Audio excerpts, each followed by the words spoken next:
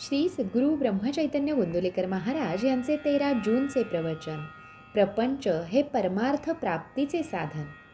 फार दिवस नोकरी केली की माणसाच्या मनाला गुलामगिरीची सवय लागते. हे चांगले नाही.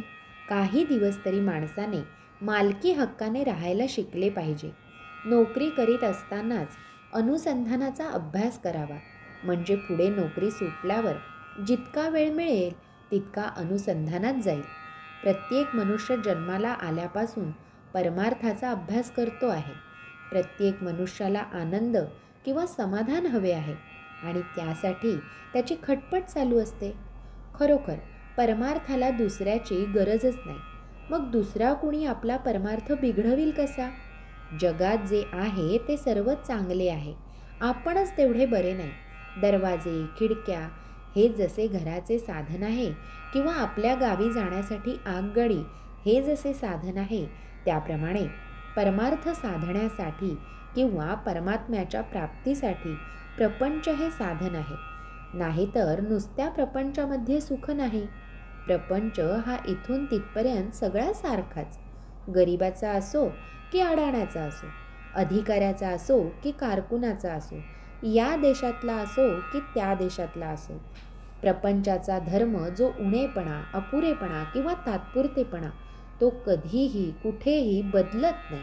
म्हणून जे आपल्यापाशी नाही ते ज्याच्यापाशी आहे त्याच्या प्रपंचाला पाहून आपण भुलून जाऊ नये.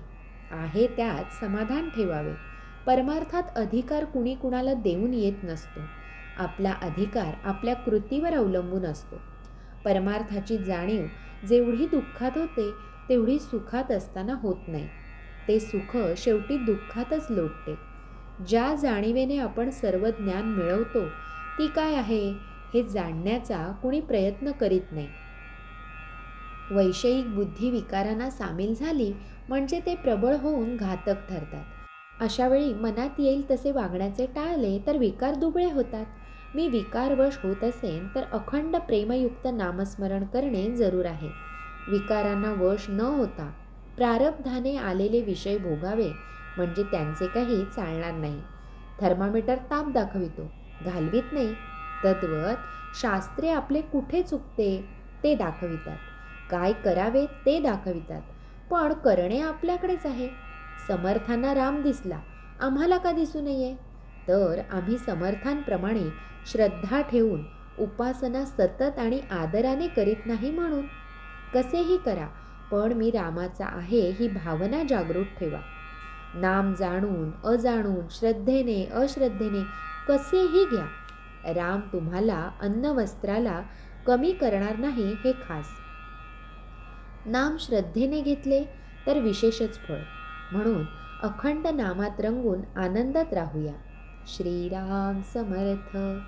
सुखाने प्रपंच करा, पण त्यामध्ये भगवंताचे अनुसंधान ठेवा. हेच माझे तुम्हाला सांगणे आहे. श्री सद्गुरू ब्रह्मचैतन्य गोंदवलेकर महाराज की जय. जय जय रघुवीर समर्थ.